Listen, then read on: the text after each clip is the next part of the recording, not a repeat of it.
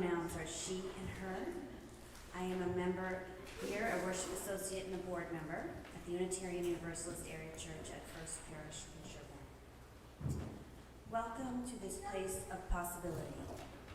This is Love's Hearth, the home of hope, a refuge for minds in search of truth, unfolding, ever beautiful, ever strange. Here, compassion is our shelter and freedom our protection from the storms of bigotry and hate. In this abode may we find comfort and courage. Here may our sight become vision, to see the unseen, to glimpse the good that is yet to be.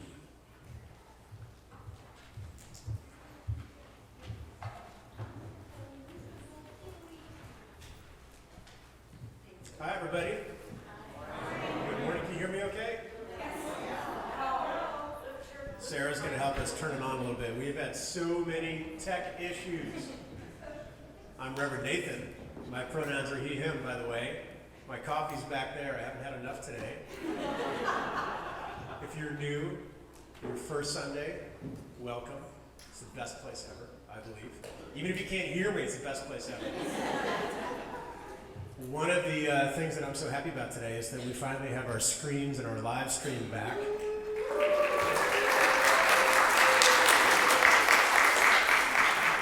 I think that's better. Is that better, everybody?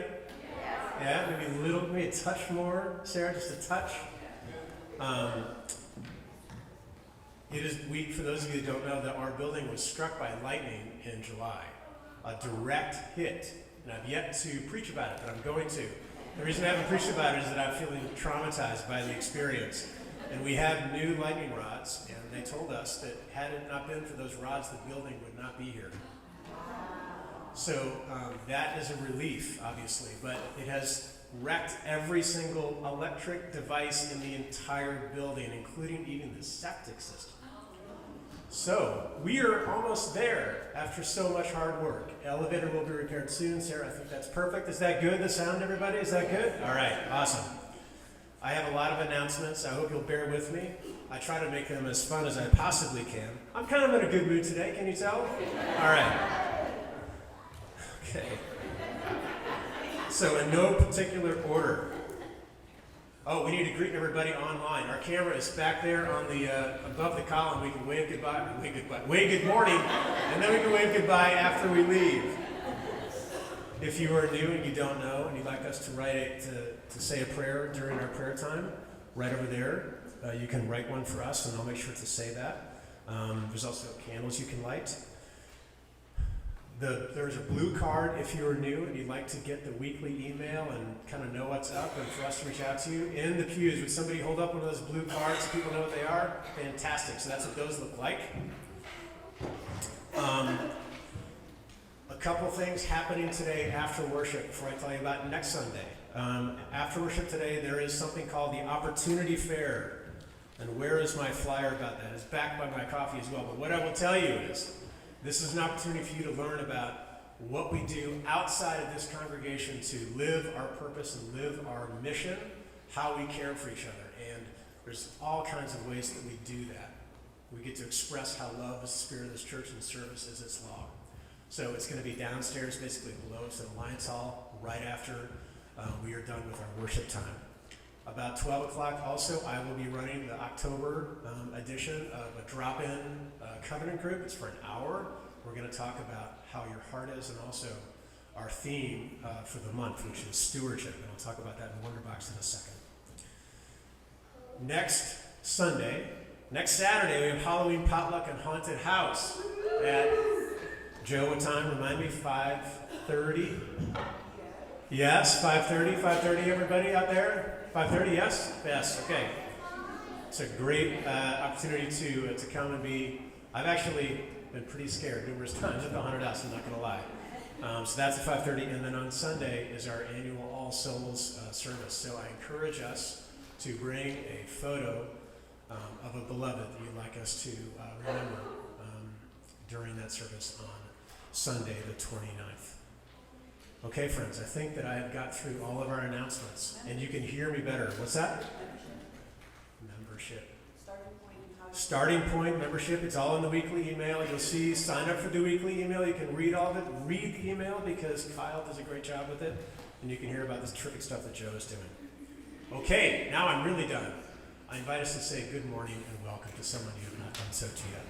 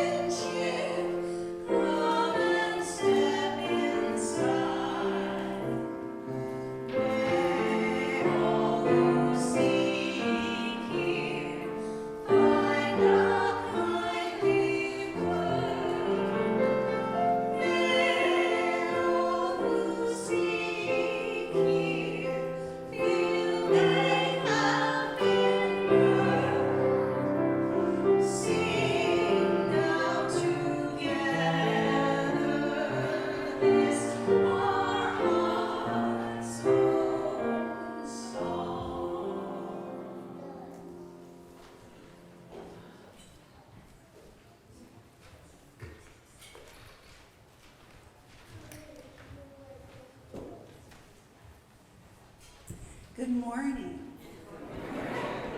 Hello. My name is Reverend Joe. My pronouns are she, her, and hers. And I invite you to join me in our opening words as we call each other to worship. The words are Reverend Angela Herrera. I love that they're up there. Don't leave your broken heart at the door. Bring it to the altar of life. Don't leave your anger behind. It is God's standards, and the world needs his vision. Bring them with you, and your joy and your passion. Bring your loving and your courage and your conviction. Bring your need for healing and your powers to heal. There is work to do, and you have all that you need to do right here in this room. I do believe that is true. I invite us now to raise our voices together as we sing our opening hymn. It's in the teal hymnal if you want the sheet music. It's a pretty simple chant, so you might not with the words up there. This is Ubi Caritas, it's number 1048. This is a Taizé chant, and it just means where charity and love abound, God is there. So where we are together in love, the divine dwells among us. I invite you to rise in body, in spirit, or raise your voices together as we sing Ubi Caritas. Caritas.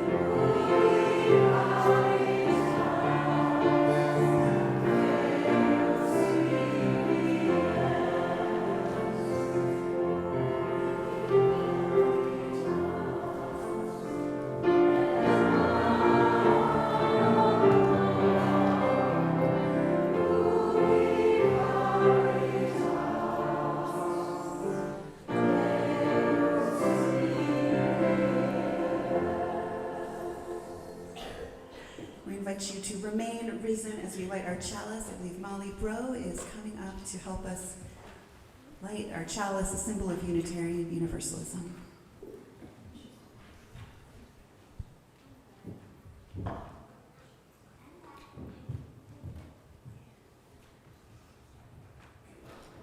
And as the flame is kindled, let's say together our words of covenant. Love is the spirit of this church, and service is law. This is our great covenant, to dwell together in peace, to seek truth in love, and to help one another.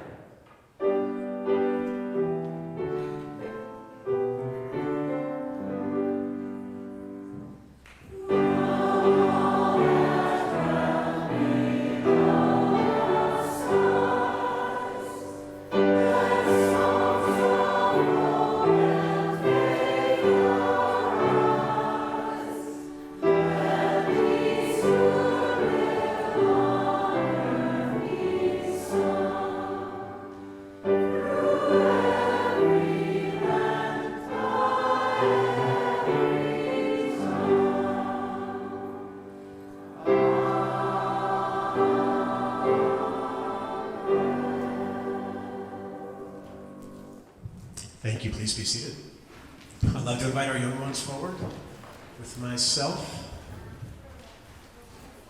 Young at heart, young in age, however you'd like to define that. And for those who don't know, this is our time. We call this Wonder Box. As our previous minister, Reverend Heather, introduced the idea. And it's all about being wonderful. Isn't that what she told us? And also imagining and wondering together. So who would like to help me check out what's in the box first? Well, I got a few things here.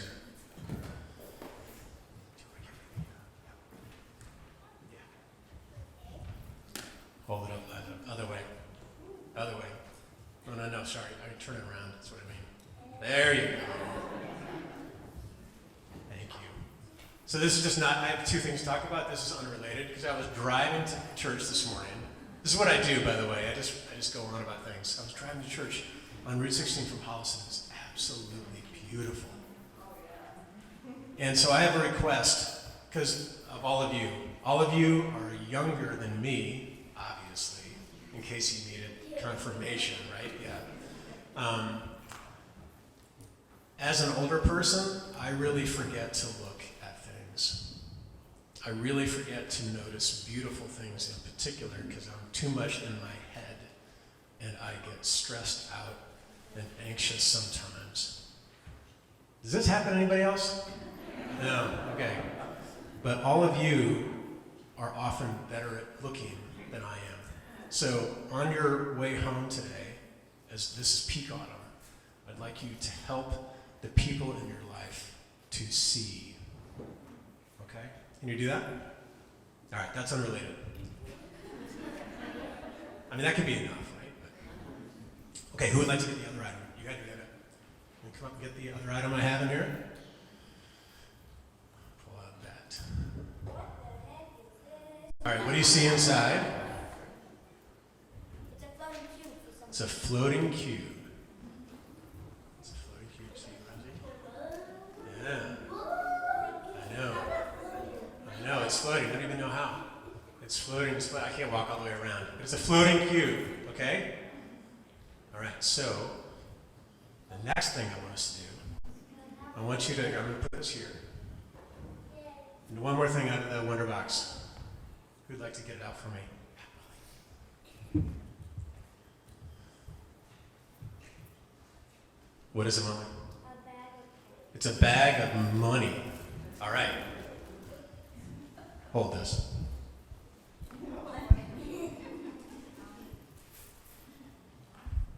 Everybody gets to take one coin. You're not, wow, like, you're not going to keep it. My gosh. I like how they come out of the pews and I'm giving out money. Just one, Rosie, just one.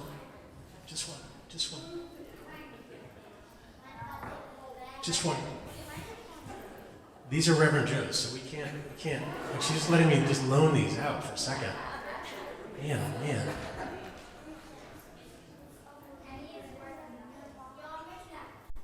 The pennies are not worth nothing, they're worth something.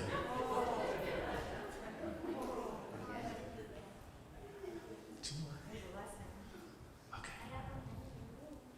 Last one.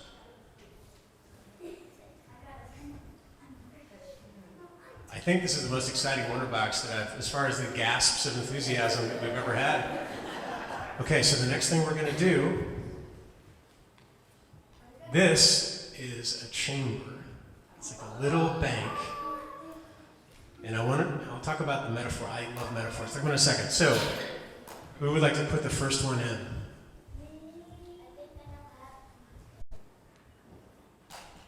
Do you see it?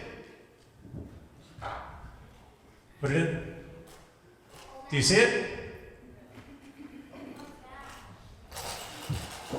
No evidence of, I told you we weren't going to get it back, of the coins. Go ahead, put it back.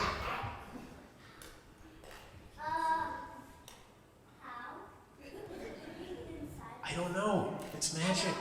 Wait, is it going into the cube? I don't know. You can't see in the back, but they're like extremely fascinated by where the coins go. What the heck? Where is he? Yeah, I know. Nothing is there. Phil, do you see any coins in there? No, I do not. Alex? Majkan? Kathleen? No. Okay. Here's what I want to know. When someone says a really nice thing to you, okay, where does it go? In their pocket. A nice thing? Where does it go? Here. It goes in your heart. Can everybody see that on the outside? No, I see my heart. But I wonder sometimes if we say a really beautiful thing, if we jump up and down, if we might hear the grace and the gift of a good word, right? This is our metaphor because all of us have one of these. It's in our chest. Yeah? I know. And every nice thing, right? It's a metaphor. Work with me. Every beautiful thing that happens to us and is said to us goes into a secret place. And just because we can't see it doesn't mean it's not there. It's also a little bit about our organizations too. Sometimes we don't know the impact we have, do we? But they all go in and they're there. So friends, I want you to help us see the color in life and to say beautiful things to each other. And the coins, they come out because when the coins make the coins, the metaphor is that they make us feel good. And they make us feel better about ourselves than we otherwise might not feel. That's what happens when people tell me things, okay?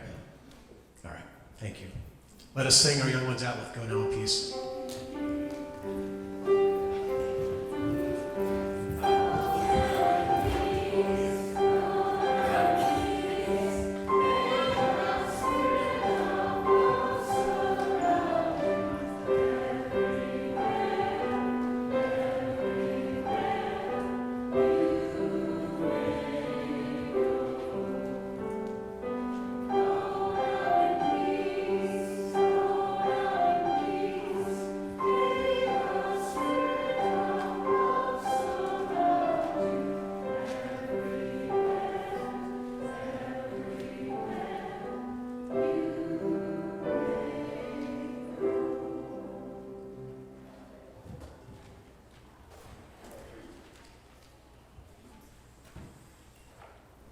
Friends, let us take a breath together.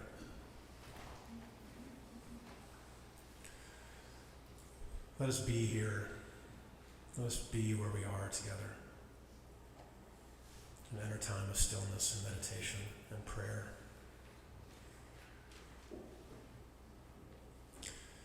During this month of October, we sing together our prayer hymn, May I Be Empty.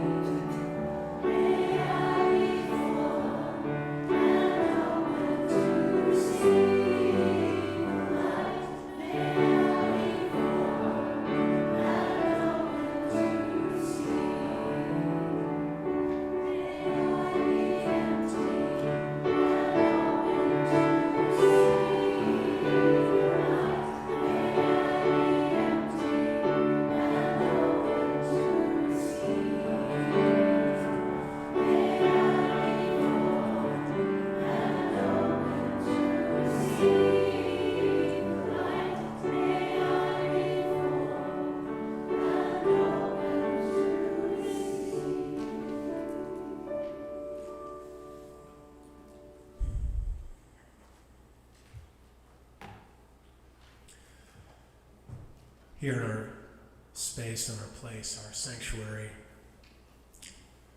This room is also a chamber for our hearts.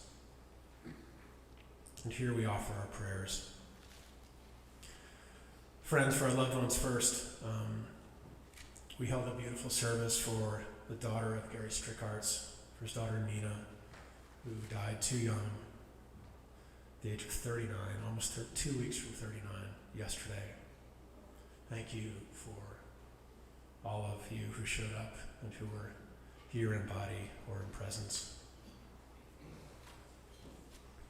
I told us last week that one of our beloveds, who hasn't been around so much since COVID, his name is David Curtis, was entering hospice last week. And I was able to spend an hour with him on Wednesday.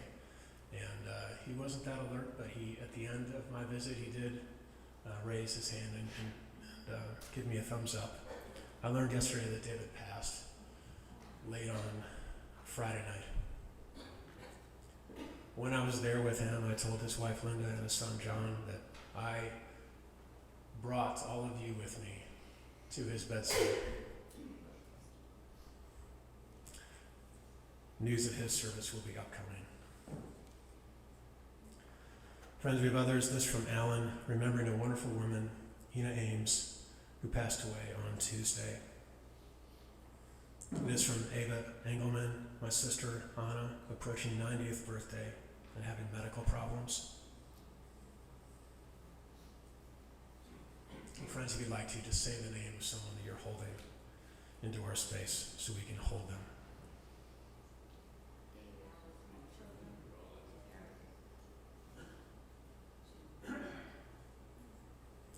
For all these, we light a candle.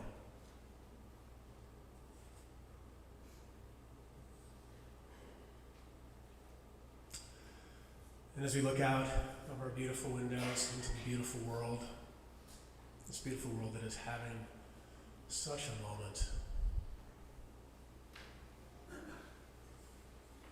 one of us writes anonymously, may we come to all of our senses. And Reverend Joe asks us to note the uptick in anti-Semitism and Islamophobia in our country. A prayer for the 6-year-old Wadia, who's a Palestinian-American boy who was stabbed and killed near Chicago this last week. And for Samantha Wool, who was 40-year-old president of our Detroit synagogue, who was also killed outside of her home this week. We send love to our Muslim neighbors and our Jewish neighbors and our congregants who may be feeling the fear of this moment. We light a candle.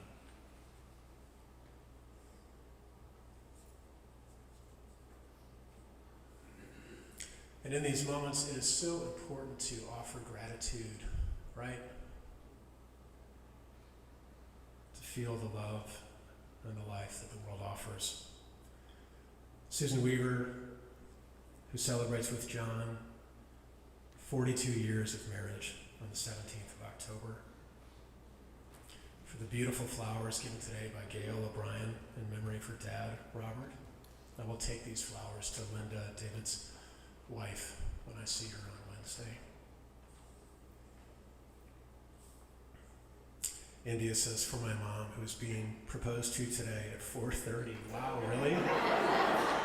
By her partner. Does she? Hope she's not watching.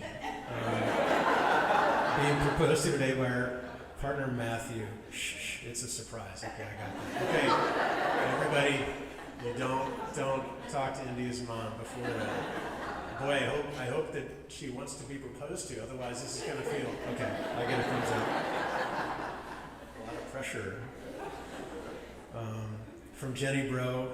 Lauren Daigle's gratitude for Lauren Daigle's inspirational, life-affirming music and worship. Friends, for all of these, we light a candle.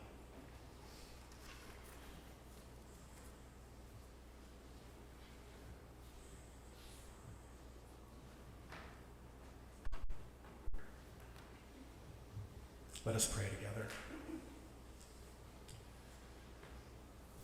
Spirit of life and love and God of our many names and no name, the force that is beneath us around us and above us.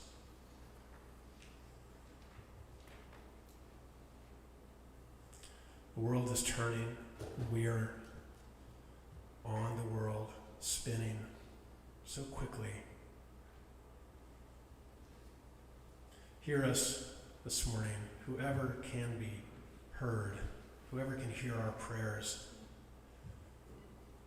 We are a mixture of wonder at the beauty of autumn,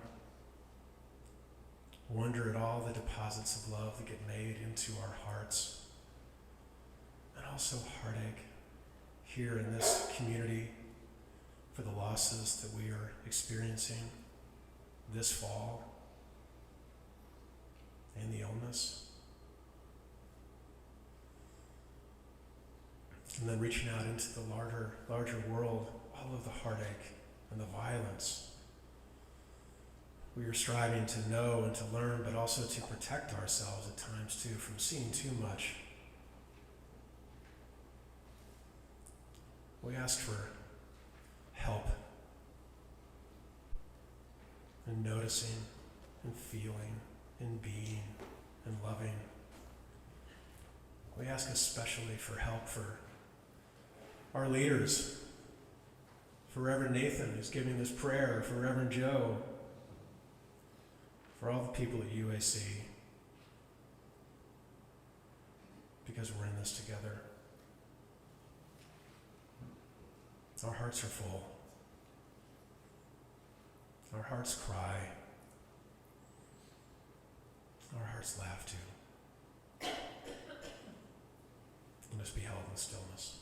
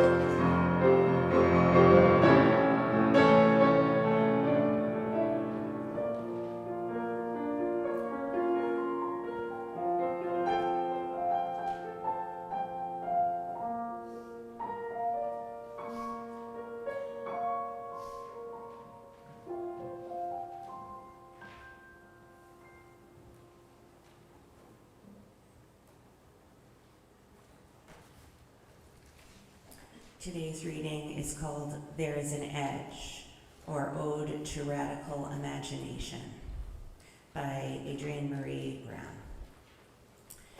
There is an edge beyond which we cannot grasp the scale of our universe. That border, that outer boundary, is imagination. The only known edge of existence, the only one we can prove by universal experience. We can imagine so much. We can only imagine so much. If perhaps it is a function of our collective minds, a dream of our endless nights, then there will be abundance so long as we can imagine it. Abundance on earth, if we can imagine it, or abundance of earths, a sphere for every tribe and every combination. And to have it all we need to remember, there is an edge, and we grow our dreams beyond it.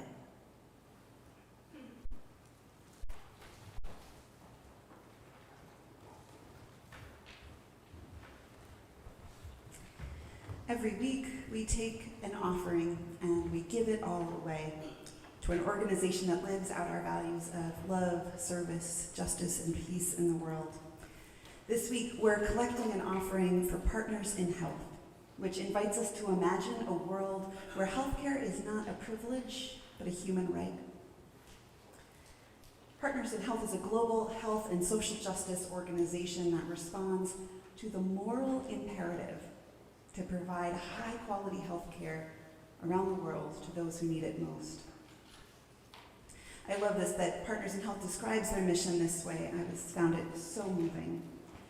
They write, "We strive to ease suffering by placing patients at the center of all care, meeting not only their physical, but also their mental, emotional, and daily needs, so they can recover from illness and maintain good health. We bring the benefits of modern medicine to those who have suffered from the overt and subtle injustices of the world in the past and in the present. Sometimes one of the things they say is it's a preferential option for the poor, placing the poor at the center of healthcare. And they say, we refuse to accept that any life is worth less than another." That is a vision of a world that I want to build toward. If you'd like to contribute to supporting Partners in Health's work, you can make an offering by scanning the QR code on your screen or on this screen, now that that's there, or in your pews. Or if you prefer to give something tangible, you can pass it into one of the plates as the ushers come around with the greeters. You can also, if you filled out a blue welcome card, you can place that in the box as it goes around. I invite you to give as generously as you are able. Thank you.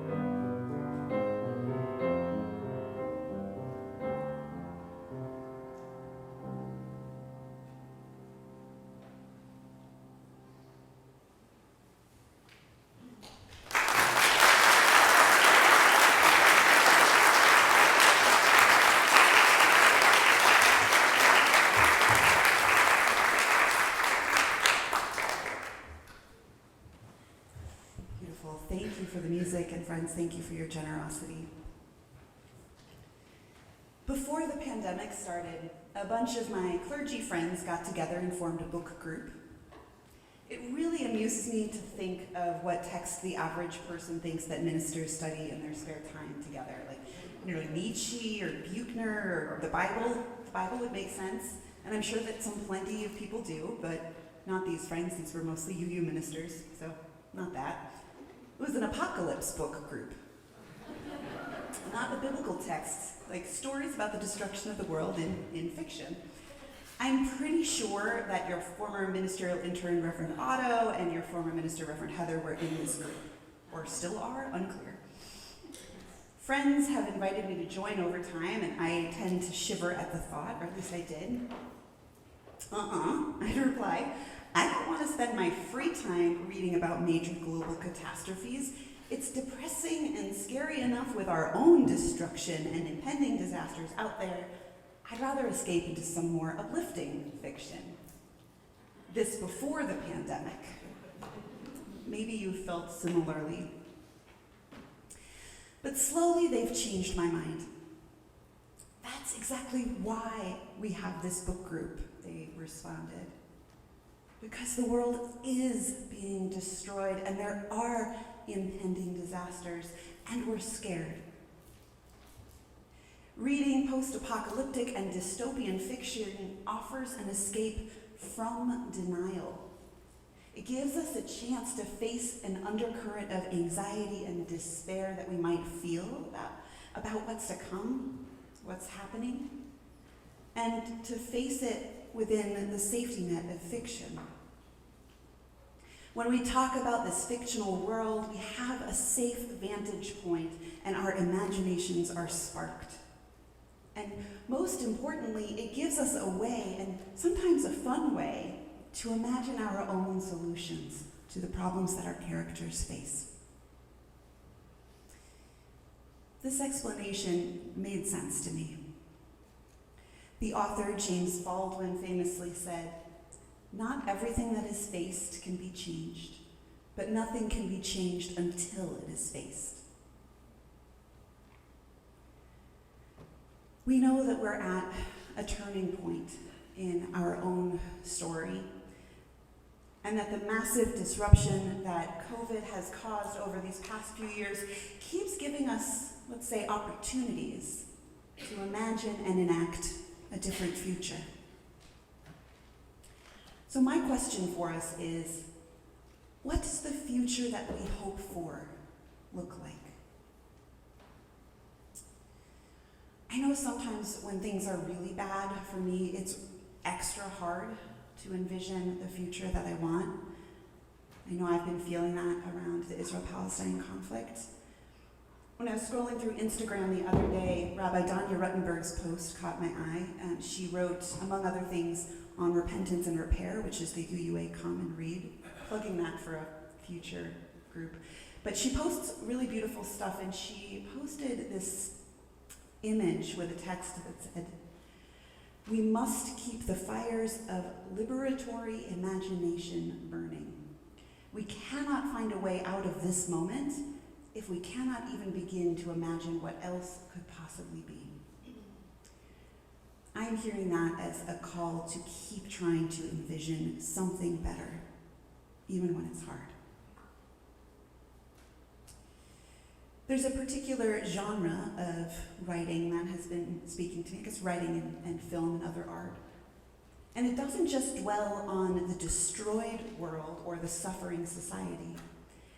These stories imagine how humans might not just survive perilous times, but actually thrive. These works of speculative fiction and maybe, utopian fiction, or solar punk is another similar genre now. These all offer us a vision of a world as it could be. They effectively say, change is coming, but we can make it through. Another world is possible. Here are two examples. Emily St. John Mandel's 2014 novel, Station 11, which I think is now a movie, enters us into a post-apocalyptic world where surviving humans live in small, isolated settlements. Our protagonists, though, are in a touring symphony. A symphony after catastrophe. They travel from settlement to settlement, performing orchestral music and Shakespeare plays. In the wake of global tragedy from a pandemic, when scrappy survivors eke out a living, this group, that is more like a family, reminds these people what they are living for. The motto of this group is, because survival is insufficient. That's a Star Trek quote, actually. I also continue to get inspiration from an earlier work from the 90s. I reread it every few years, The Fifth Sacred Thing by neo-pagan author Starhawk. It's been big in UU circles over the past however many years, so maybe you've read it. It can also help us see what's possible in the wake of destruction. After a different global societal collapse, one community remakes their world in a kind of hippie ecotopia in the San Francisco area, because of course, in the Bay Area, the paved streets have been ripped up and turned into gardens. Food and clean water are available to everyone. No one lacks for medical care. And the city's defense council consists primarily of 9 elderly women whose job description is to listen and dream.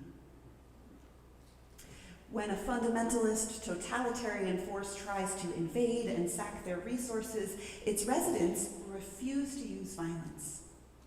And they refuse to give up their vision of a just and cooperative world. Instead, they say to each of the soldiers, "There is a place set for you at our table if you choose to join us." In more traditional religious terms, this is the work of prophets. In Christianity, for example, the kingdom of God or the kingdom of heaven has evoked a vision of a peaceful, loving world that we could strive for. In a way, a kind of heaven on earth.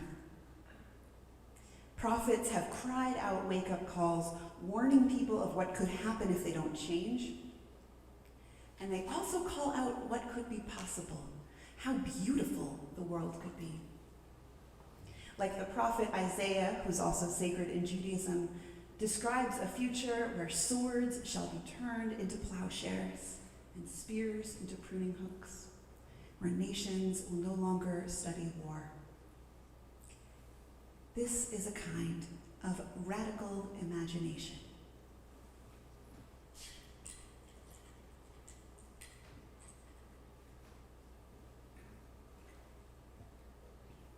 In their book on radical imagination, Alex Krasnabish and Max Haven describe the concept this way. They write, "Radical imagination is the ability to imagine the world, life, and our societal institutions not as they are, but as they might be. It is the courage and the intelligence to recognize that the world can and should be changed. The radical imagination is not just about dreaming of different futures. It's about bringing those possibilities back from the future to work on in the present, to inspire action and new forms of solidarity today." The incredible writer and social justice facilitator, whose poem we heard as our reading, Adrienne Marie Brown, invites us to imagine beyond our fears.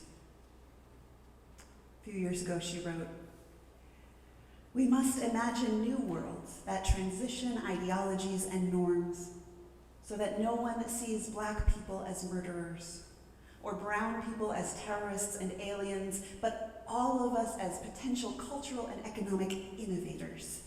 This is a time travel exercise for the heart. This is collaborative ideation. What are the ideas that will liberate all of us?" Science fiction and speculative fiction, then, are just ways to practice the future together. Whenever we try to envision a world without war, without violence, a cooperative world, we are engaging in speculative fiction.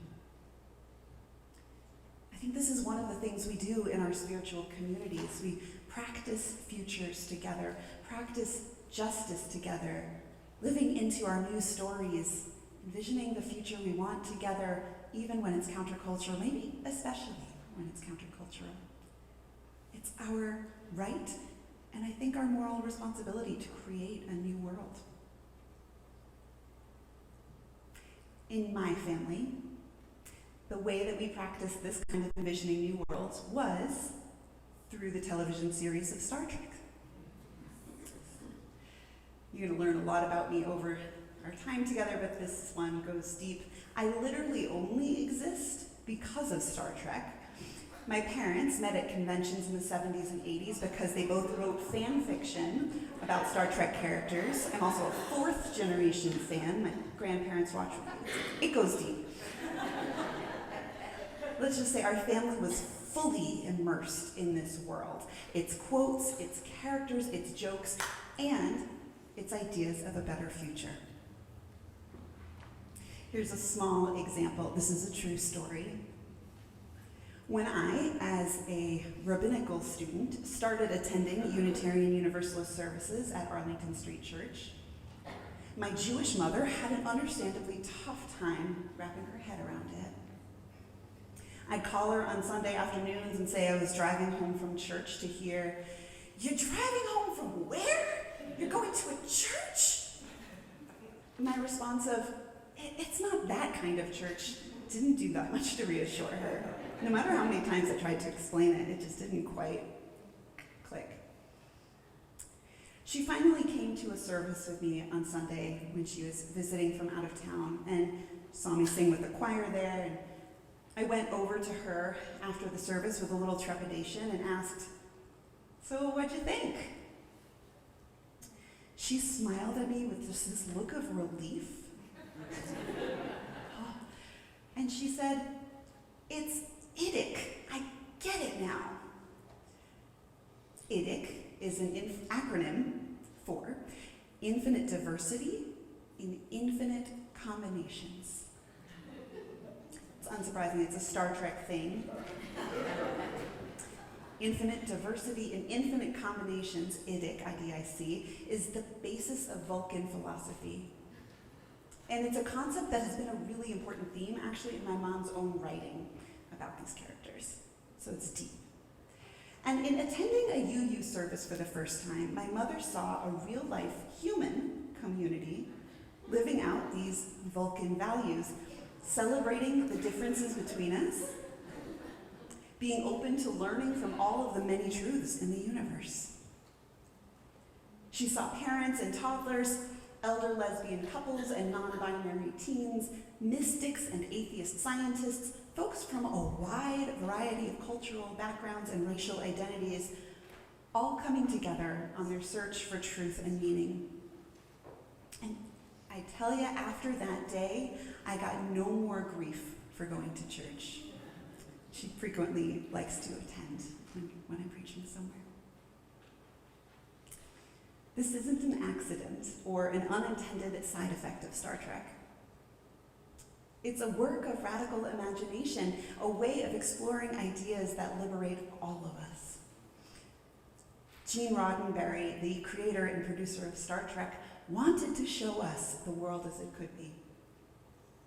In the turbulent times of the late 60s, Roddenberry was helping us see what could be possible beyond the edge of our imagination.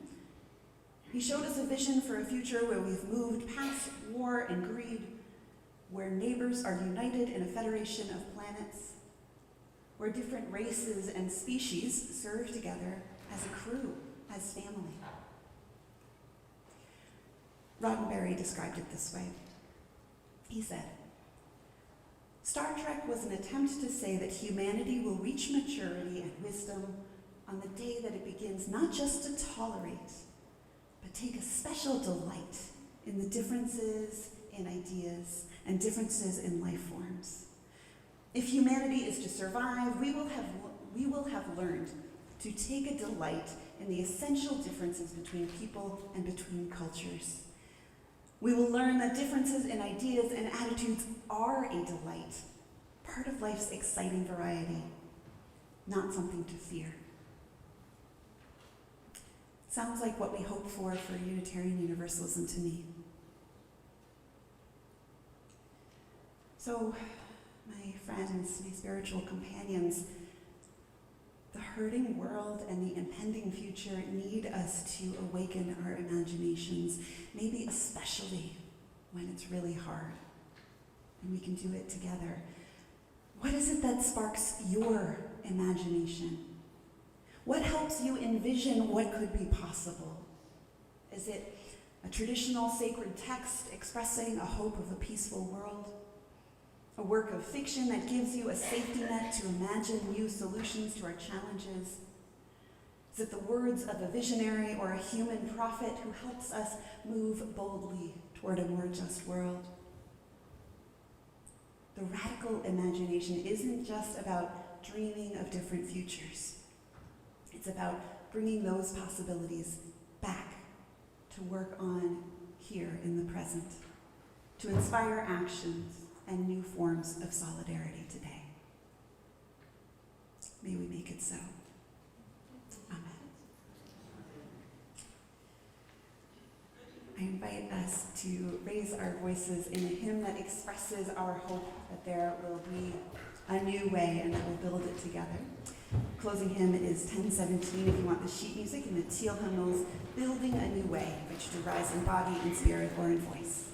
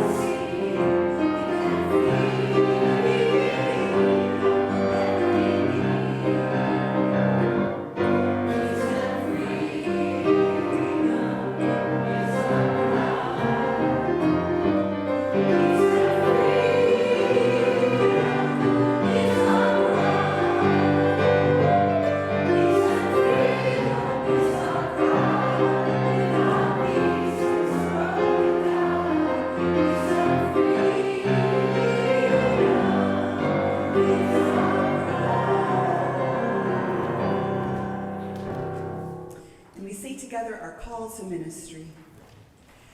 We go forth into the world in peace, to act with works of love, to affirm each person's dignity, and to cherish this new earth. Beloveds, I leave us with the words of Indian author Arundhati Roy. Another world is not only possible, she is on her way. On a quiet day, I can hear her breathing.